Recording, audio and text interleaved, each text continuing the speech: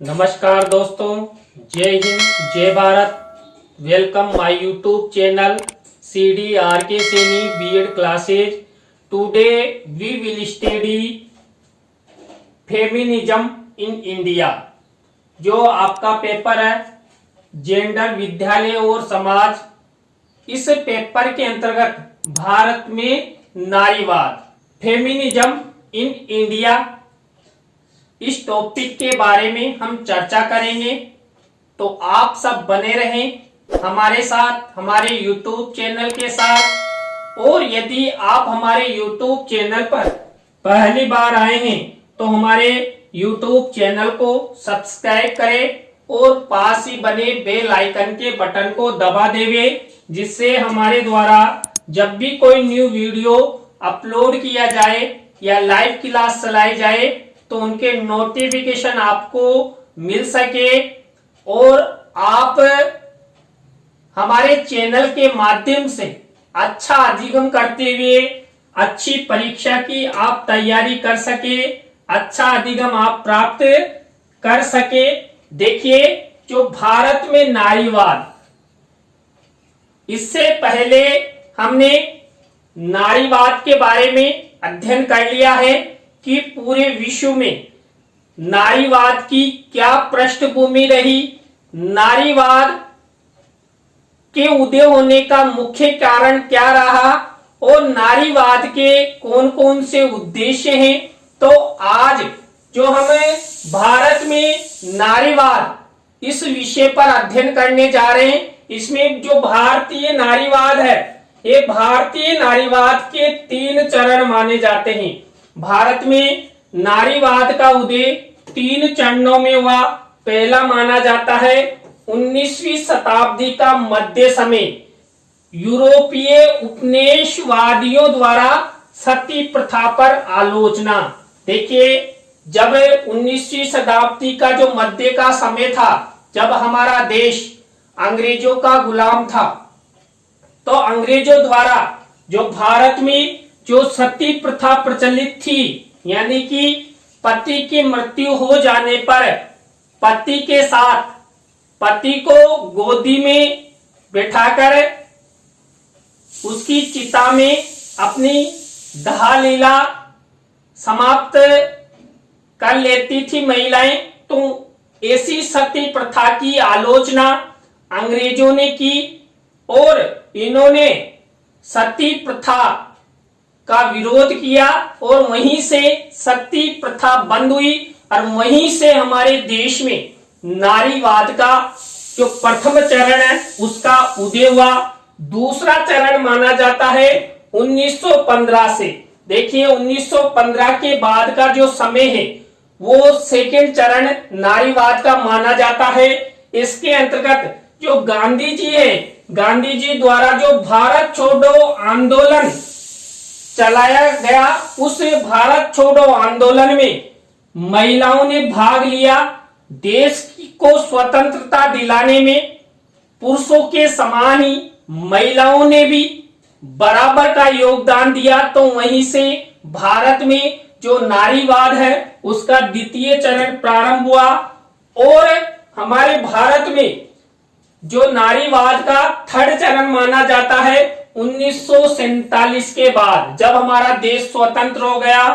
और स्वतंत्रता के बाद जब हम अंग्रेजों से बिल्कुल मुक्त हो गए तो हमारे देश में नारीवाद की थर्ड स्टेप प्रारंभ हुई। वो कैसे हुई? महिलाओं के साथ भेदभाव। देखिए, हमारे देश में स्वतंत्रता के बाद क्या हुआ? महिलाएं ही महिलाओं के साथ भेदभाव करने लगी। पुरुषों के साथ जो महिला और पुरुष का संबंध होता है वो अच्छे से नहीं रहा। जो हमारे प्राचीन समय में महिला पुरुष का संबंध हुआ करता था वो बिल्कुल नहीं रहा।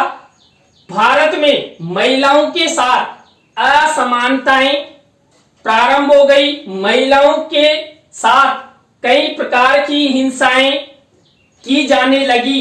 तो इन सब के खिलाफ जो भेदभाव है, असमानताएं, हिंसाएं, इन सब के खिलाफ भारत में नारीवाद का थर्ड चरण प्रारंभ हुआ और यहीं से भारत में नारीवादी परंपरा प्रारंभ हुई। नारियों के समर्थन में लोग आगे आए, महिलाओं ने कई प्रकार के आंदोलन किए। भारत में नारीवाद भारतीय महिलाओं के लिए समान राजनीतिक, आर्थिक और सामाजिक अधिकारों को परिभाषित करने, स्थापित करने, समान अवसर प्रदान करने और उनका बचाव करने के उद्देश्य से आंदोलनों का एक समूह है।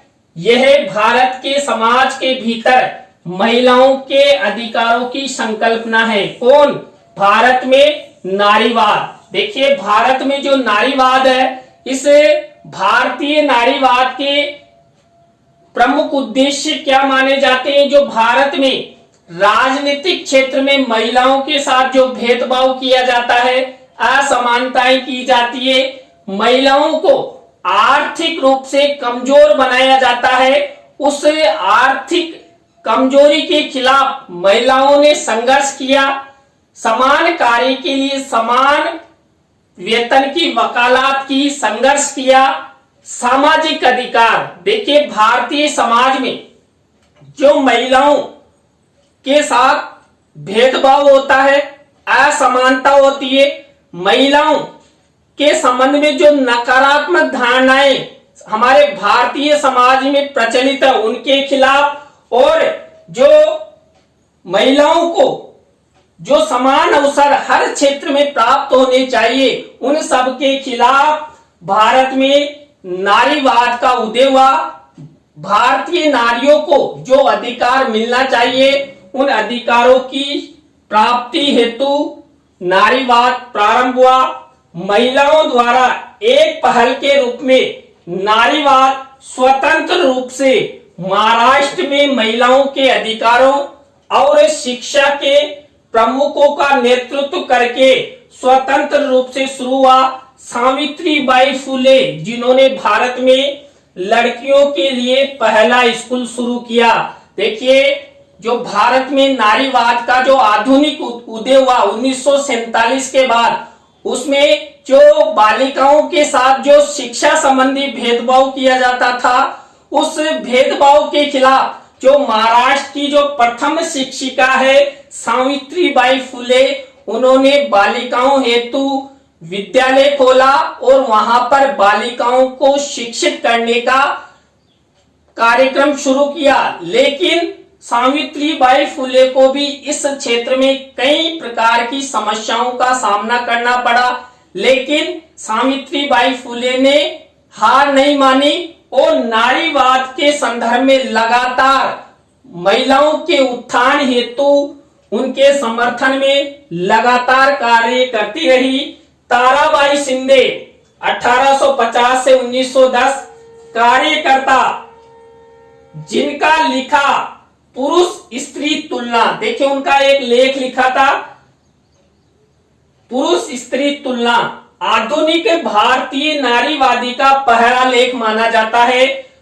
पंडित रमाबाई, जो 1858 से 1922 समाज सुधारक, ब्रिटिश भारत में महिलाओं की मुक्ति के लिए अग्रणी बनी।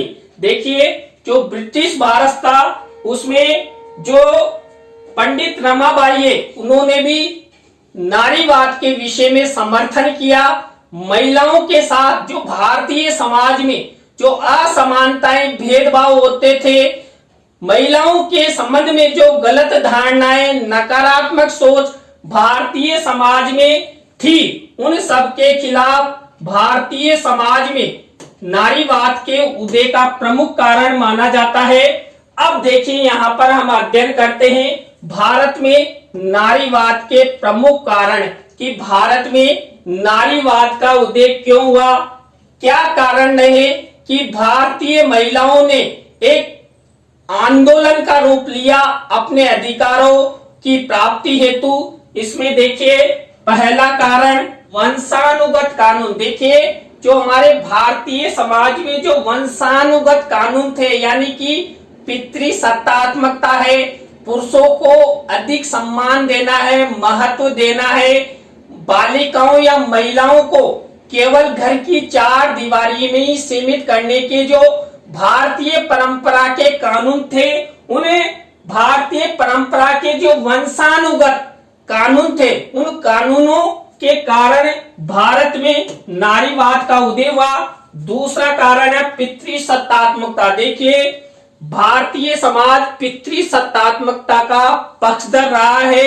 भारत में शुरू से ही पिता की सत्ता रही है, यानी पुरुष की सत्ता रही है। केवल यहाँ पर महिला को नाम मात्र माना जाता है, पूरा कार्य पुरुष द्वारा किया जाता है कि समाज में जो भी कार्य होगा वो सब पुरुष करेंगे, महिलाएं तो केवल अनुगामी होगी। ऐसे दृष्टिकोण के कारण, ऐसी पितृसत्तात्मकता के कारण भारत में नारीवाद का उदय हुआ और पितृसत्ता नारीवाद के उदय का प्रमुख कारण बना। इसके बाद थर्ड कारण है लैंगिक भेदभाव। देखिए, भारतीय समाज में लैंगिक भेदभाव अधिक किया जाता है। हमारे भारतीय समाज में जो मानव है उसको पुरुष, महिला और न्यूट्रल के रूप में विभाजित किया जाता है और महिलाओं को हे की दृष्टि से देखा जाता है, गाय की सी आत्मा माना जाता है और हमेशा पुरुष वर्ग का महिला पर दबाव रहता है। इसके कारण भारत में नारीवाद का उदय हुआ। इसके बाद स्त्रियों को कमजोर समझना। हमारे भारतीय समाज में स्त्रियों को कमजोर समझा जाता है, जिसका कारण भारत में नारीवाद की उत्पत्ति रहा। इसके बाद प्रजनन संबंधी अधिकार का दुरुपयोग। देखिए, हमारे भारतीय समाज में जो प्रजनन संबंधी जो दुरुपयोग है वो बहुत ज्यादा होता है। आपने देखा होगा, हमारा देश विश्व में जनसंख्या की दृष्टि से दूसरे स्थान पर है। हमारे देश में कई ऐसे जागरूक अभिभावक हैं, वो तो एक या दो संतान तक ही सीमित रहते हैं, लेकिन कई अभिभावक ऐसे हैं जिनके 5 संतान है, 10 संतान है और बहुविवाह के कारण भी जो प्रजनन संबंधी अधिकार है उसका दुरुपयोग यहाँ पर किया जाता है। तो भारतीय समाज में महिलाओं के साथ जो प्रजनन संबंधी जो अधिकार का दुरुपयोग किया जाता है, देखिए कई महिलाओं की क्षमताएं नहीं होती कि वो 2 या 3 से अधिक संतान उत्पन्न करे, लेकिन पुरुष उस पर दबाव डालता है और यहाँ पर जो 1 से अधिक या 2 से अधिक बच्चे उत्पन्न होने पर कई बार महिलाओं को खतरा हो जाता है। तो महिलाओं के साथ जो प्रजनन संबंधी जो अधिकार है उसका दुरुपयोग हुआ, उसके कारण भारत में नारीवाद का उदय हुआ। नेक्स्ट कारण है घरेलू हिंसाओं का अधिक होना। देखिए, भारतीय समाज में कई तरह की घरेलू हिंसाएं महिलाओं के साथ होती है। महिलाओं को घर के सदस्यों द्वारा मारा पीटा जाता है, प्रताड़ित किया जाता है, कुछ अपशब्द कहे जाते हैं। उसके कारण भी भारत में नारीवाद का उदय हुआ। इसके बाद नेक्स्ट कारण है जीवन जीने के प्रत्येक क्षेत्र में स्त्रियों की उपेक्षा। देखिए, जो महिलाओं को जीवन जीना चाहिए, जैसा जीवन पुरुष जीते हैं वैसा ही जीवन महिलाओं का भी मूलभूत अधिकार है, लेकिन भारतीय समाज में महिलाओं की हर क्षेत्र में उपेक्षा की जाती है, हे की दृष्टि से देखा जाता है, उनके साथ असमानता अपनाई जाती है, भेदभाव किया जाता है। तो यहाँ पर भारत में नारीवाद का उदय हुआ। इसके बाद समान कार्य के लिए समान वेतन में भेदभाव। भारतीय समाज में जो पुरुष और महिला है उसके वेतन में भी भेदभाव होता है, जबकि समान कार्य के लिए समान वेतन मिलना चाहिए। और अभी आप वर्तमान में निजी विद्यालय क्षेत्रों में आप देखिए, आप बीएड कर लेंगे, उसके बाद भी जो पुरुष होंगे यानी पुरुष अध्यापक उनको अच्छा वेतन मिलेगा और जो महिला अध्यापक होंगे उनको पुरुषों की अपेक्षा न्यून वेतन दिया जाएगा। तो वर्तमान समय में भी ऐसी धारणा, ऐसा कार्य प्रचलित है। तो इसके कारण भी भारत में नारीवाद का उदय हुआ। यौन हिंसाओं का अधिक होना। देखिए, हमारे भारतीय समाज में यौन संबंधी हिंसाएं अधिक होती है।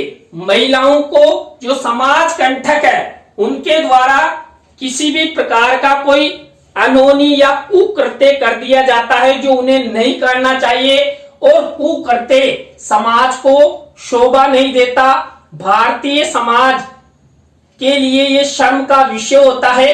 तो इसलिए जो भारतीय समाज में जो महिलाओं के संबंध में महिलाओं के साथ जो यौन हिंसाएं की जाती है, उन यौन हिंसाओं के कारण भी नारीवाद का उदय हुआ। नेक्स्ट, नारीवाद के उदय होने का कारण है मान सम्मान एवं पद प्राप्ति में भेदभाव।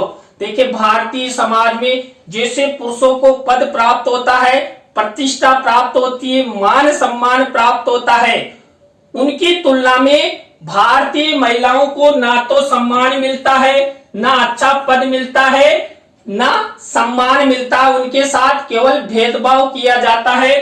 तो पद प्रतिष्ठा की प्राप्ति के कारण भी भारतीय समाज में नारीवाद का उदय हुआ। नारीवाद प्रमुख कारण रहा। इसके बाद विधवा पुनर्विवाह। देखिए, आपने देखा होगा कई बार शादी हो जाती है, शादी के कुछ दिनों बाद ही जो महिला है उसके पति की मृत्यु हो जाती है। तो महिलाओं को विधवा का जीवन जीना बहुत ही दयनीय स्थिति से गुजरना होता है। तो भारत में जो नारीवाद अपनाया गया, इस नारीवाद के उदय होने का कारण कि भारत में जो विधवा पुनर्विवाह है वो पुनः प्रारंभ किया जाए।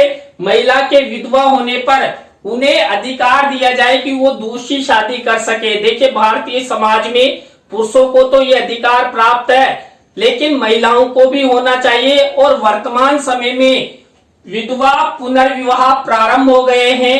पुरुषों के समान ही महिलाओं को भी जीवन जीने का अधिकार प्राप्त है। तो यहाँ पर विधवा पुनर्विवाह के कारण भी भारत में नारीवाद का उदय हुआ। नेक्स्ट, नारीवाद के उदय होने का कारण है सती प्रथा। देखिए, सती प्रथा के बारे में हमने शुरू में भी बात की। अंग्रेजों के काल में जो सती प्रथा पहले से ही प्रचलित थी, अंग्रेजों ने उसका विरोध किया और भारत से जो सती प्रथा है, यानी पति के साथ जलती चिता में बैठना, सती होना, हमारे भारतीय समाज की ये कुकृत्य मान लीजिए या अंधविश्वास मान लीजिए या परंपरा मान लीजिए। तो इस कारण भी सती प्रथा की समाप्ति हेतु भारत में नारीवाद का उदय हुआ। इसके बाद नेक्स्ट कारण है बाल विवाह। देखिए, भारतीय समाज में कई प्रकार के धर्म, जातियां हैं, वर्ग है, उनके अपने अपने दृष्टिकोण है, अपने अपनी धार्मिक मान्यताएं हैं, वो अपने अपने हिसाब से चलते हैं।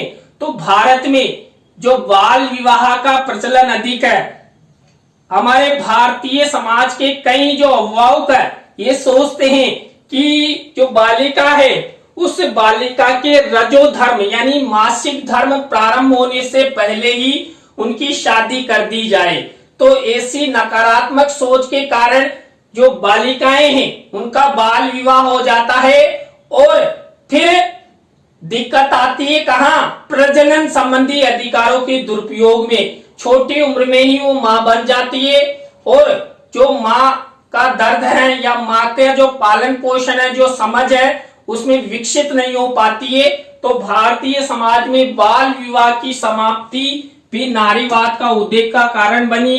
इसके बाद शिक्षा में असमानता। देखिए, भारतीय समाज में क्या किया जाता है, पुरुष और महिला यानी बालक और बालिका की शिक्षा में असमानता की जाती है।